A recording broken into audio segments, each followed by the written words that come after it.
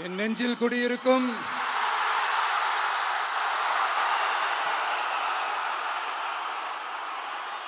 திருநெல்வேலி மக்கள் உங்கள் அனைவருக்கும் என்னுடைய வணக்கம்.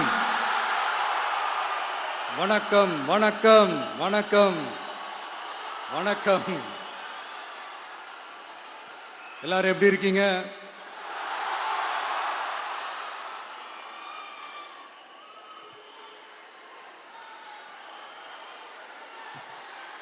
உங்க மகன், உங்க அண்ணன், உங்க தம்பி, உங்க தோழன், உங்க நண்பன், உங்க விஜய் உங்களை தேடி வந்திருக்கிறேன். இந்நேரம் திமுக கையில அந்த முழு பவரும் இருந்திருந்தா, இந்நேரம் ஸ்டாலின் சார் கையில் அந்த முழு பவர் இருந்திருந்தா கண்டிப்பா இந்த நிகழ்ச்சி நடந்திருக்காது. ஏதாவது ஒரு முட்டுக்கட்டையை போட்டு நம்மளை வரவிடாம பண்ணியிருப்பார். ஆனா இப்பதான் அவர் ஒரு அதிகாரம் இல்லாத ஒரு முதல்வரா அப்படியே இருக்காருல்ல, ஒரு கேர்டேக்கர் கவர்மெண்ட்னு சொல்லுவாங்க இந்த பீரியடை. ஸோ அப்படி இருக்கிறதுனாலயோ என்னமோ கொஞ்சம் ஈஸியாக வர முடிஞ்சதுன்னு நினைக்கிறேன். அது மாதிரி இந்த திமுக கவர்மெண்ட் நமக்கு எவ்வளவு பிரச்சனைகள், எவ்வளவு நெருக்கடிகள், எவ்வளவு அவதூறுகள், அவங்களையும் தாண்டி இன்னும் சில பேர் இன்னும் நிறைய அவதூறுகள் எல்லாமே பரப்புனாங்க.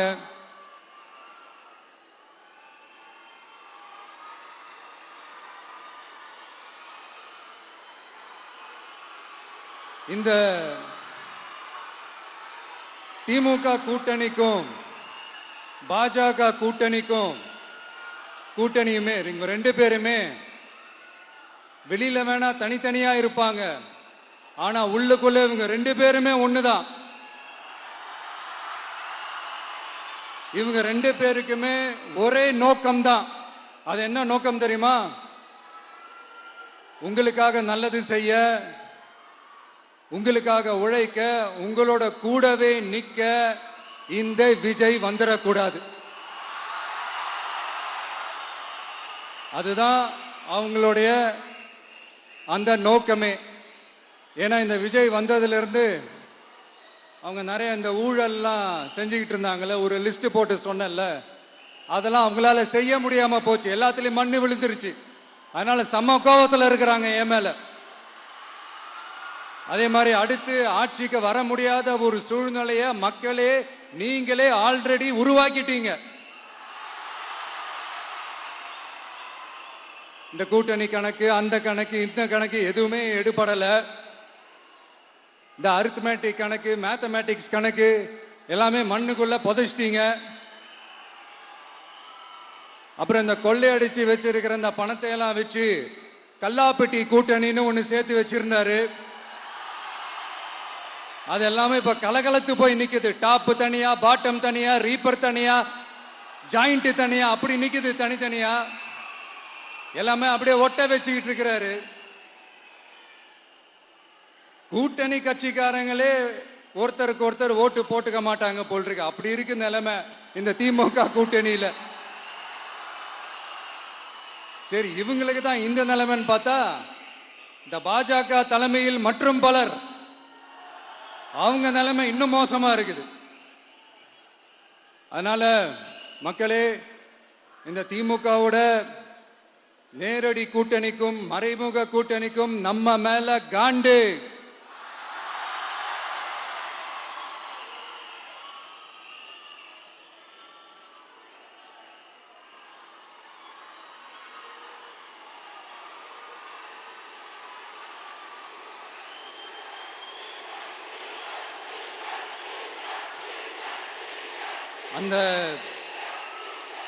அந்த காண்டுக்கு ஒரு காரணம் என்ன தெரியுமா?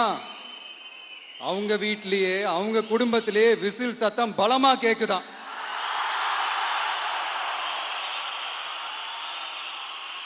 அடுத்த காண்டு அது இந்த சில சில பல கோடிகளை கொடுத்து நம்ம தமிழ்நாட்டு காங்கிரஸை பையில போட்டுக்கிட்டாங்க. யாரு? ஸ்டாலின் சார். ஆனா உண்மையான காங்கிரஸ் யாரு பக்கம் நிக்குது? நம்ம பக்கம் நிக்குது. சிறுபான்மை மக்களோட அந்த திமுக சாயம் வெளுத்து போச்சே. இந்த விஜய் என்னடானா மதச்சார்பற்ற கொள்கையோட உண்மையான ஒரு முகமா இருக்கிறானே. இந்த சிறுபான்மை மக்கள் வேற இந்த விஜய் பக்கம் தானே நிக்கிறாங்க அப்படின்ட்டு இந்த திமுகவுக்கும் பாஜகவுக்கும் என் மேல காண்டோ காண்டு. அதுக்காக நாம் என்ன செய்ய முடியும்? இந்த 33 வருஷமா ஒவ்வொரு வீட்டுக்குள்ளேயும் ஒவ்வொரு மனசுக்குள்ளேயும் போறதுக்கு நாம் பட்ட பாடு எனக்கு தானே தெரியும். அதனாலதான் நான் முன்னாடியே சொன்ன மாதிரி கட்சி ஆரம்பிச்சுட்டு ஒவ்வொரு வீட்டுக்குள்ளேயும் நான் போல, ஒவ்வொரு வீட்டுக்குள்ளேயும் போனதுக்கு அப்புறம் தான் கட்சியாவே ஆரம்பிச்சிருக்கிறேன்.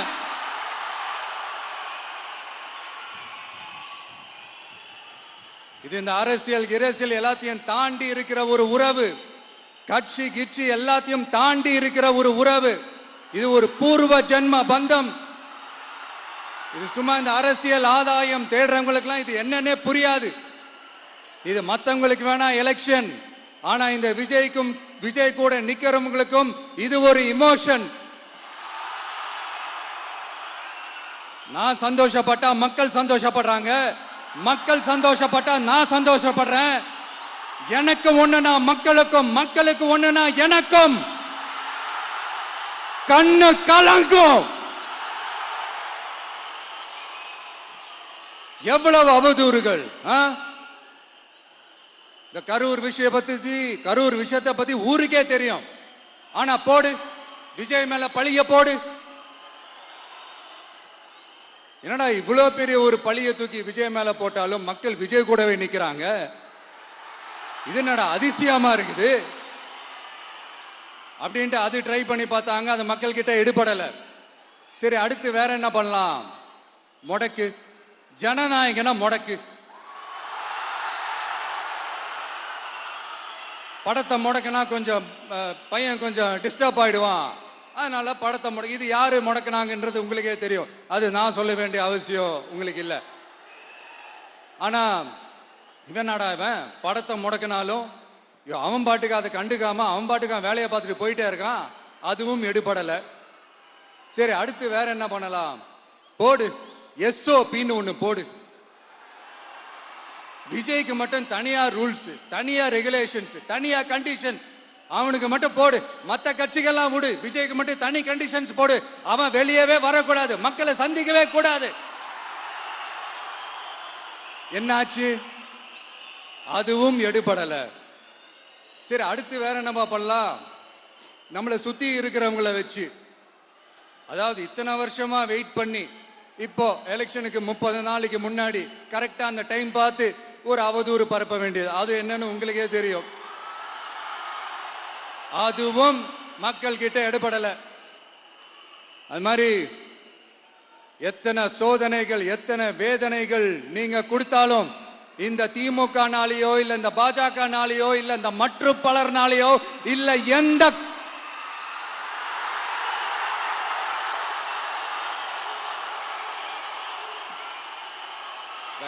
வேற யாராலையும் என்ன மக்கள் கிட்ட இருந்து பிரிக்க முடியாதுன்னு சொல்ல வந்தேன். அதைத்தான் சொல்ல வந்தேன். ஒவ்வொரு வீட்டில் இருக்கிற ஒவ்வொரு விஜயும் இருக்கிற வரைக்கும் என்ன மக்கள் கிட்ட இருந்து பிரிக்கவே முடியாது. இப்படி இந்த சொந்த பந்தம் இவ்வளவு ஸ்ட்ராங்கா இருக்கிறதுனாலதான் நான் முன்னாடியே சொன்ன 234 தொகுதியிலும் இந்த விஜய் தான் வேட்பாளர் அப்படின்னு தான் அதை நான் செஞ்சிருக்கிறேன். ஏன்னா நம்மளுடைய வேட்பாளர்கள் யாரும் டாட்டாவோ பிர்லாவோ அம்பானியோ அதானியோ கிடையாது. நம்ம வீட்டில் இருக்கிறவர், நம்ம குடும்பத்தில் இருக்கிற ஒருத்தரை தான் நான் வேட்பாளராக செலக்ட் பண்ணியிருக்கிறேன். அப்படி செலக்ட் பண்ணி தான் உங்ககிட்ட நான் ஒப்படைச்சிருக்கிறேன். அதனால அந்த வேட்பாளர் வேற, இந்த விஜய் வேற அப்படின்னு நினைச்சிடாதீங்க. இந்த விஜய் தான் வேட்பாளர், அந்த வேட்பாளர் தான் விஜய்.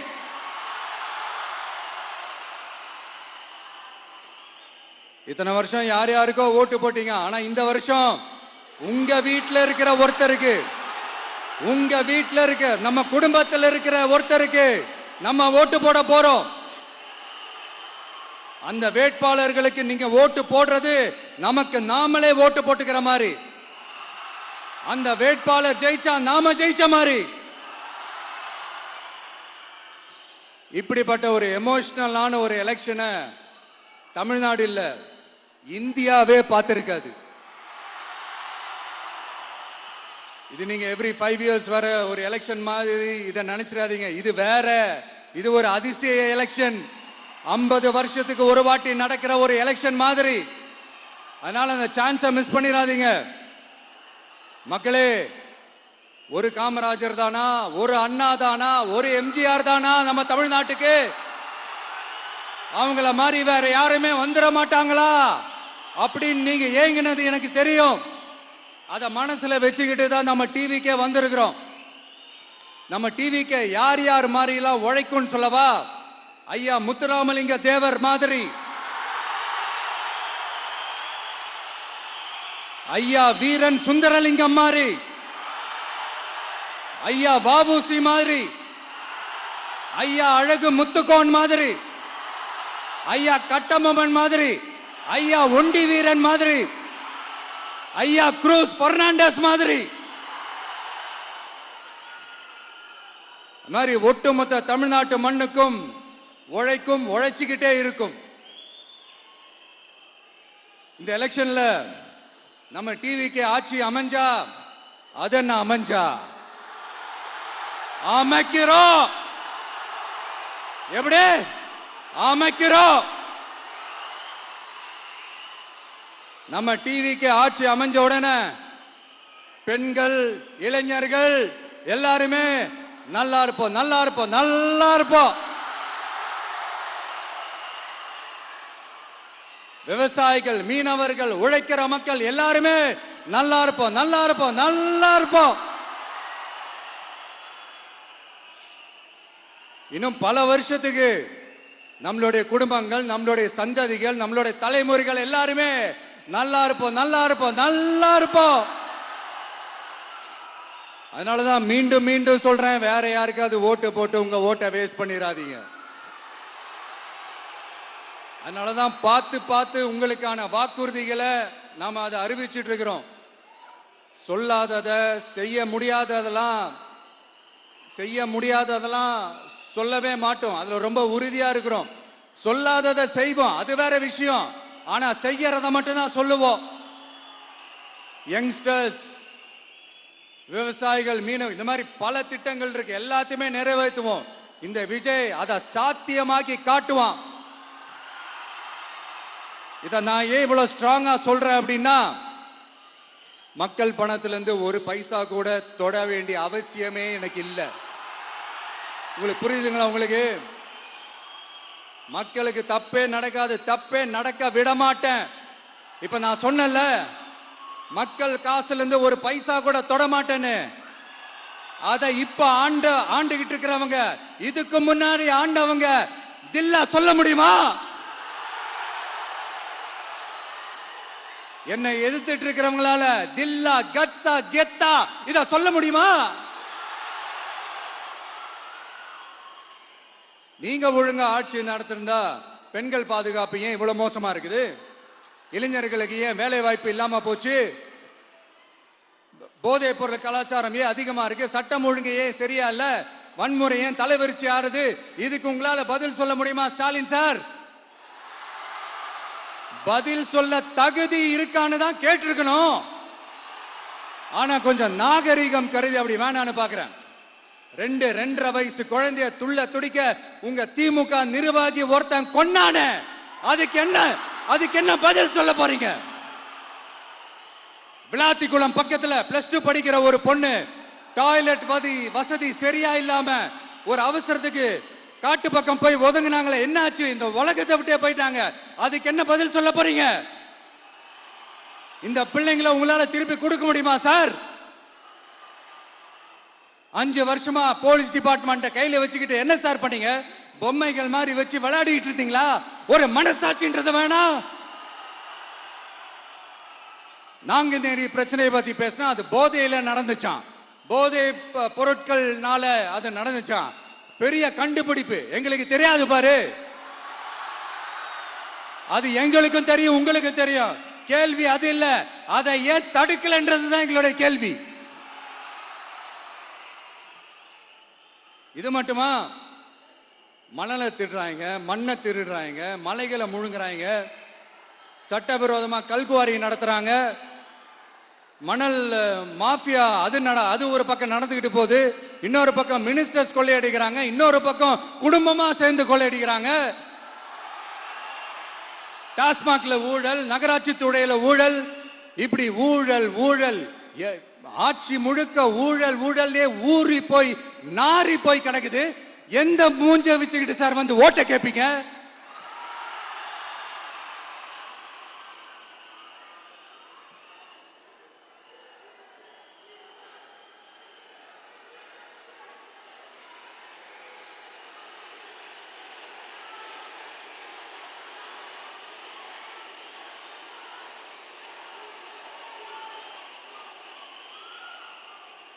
இந்த எலெக்ஷன் சும்மா உங்க பணத்தை எல்லாம் வச்சுக்கிட்டு ஒன்னும் கிழிக்க முடியாது.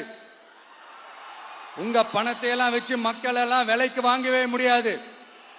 இது ஒரு மாற்றத்திற்கான ஒரு எலெக்ஷன். ஒட்டுமொத்த தமிழ்நாட்டு மக்களும் அந்த மாற்றத்தை கொண்டு வர போற அந்த எலெக்ஷன்.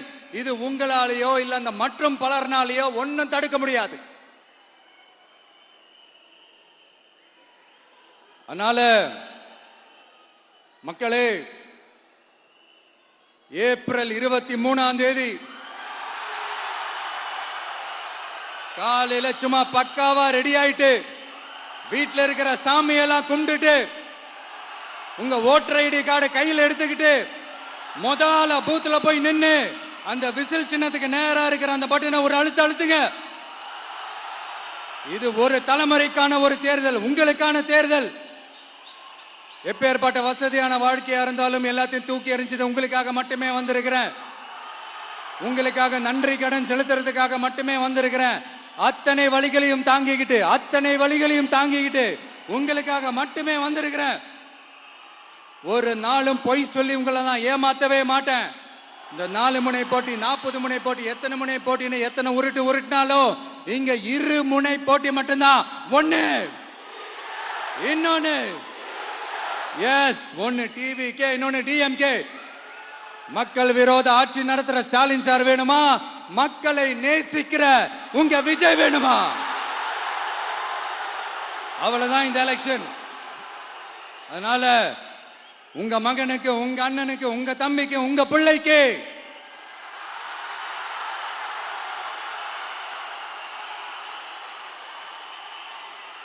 ஒரே ஒரு வாய்ப்பு கொடுங்க.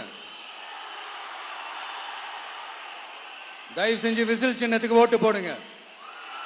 இது ஒரு விசில் புரட்சி தேர்தலா இருக்கணும். நான் தன்னந்த நீயாளு, நீ நம்ம அப்பாரு, கொஞ்சம் நவந்தனா இங்க 8 கோடி பேரு, மிரல போது ஸ்டேட்டு நம்ம விசில் சத்தம் கேட்டு, நல்ல வங்க வாழ இங்க விசில் கடி ஓட்டே.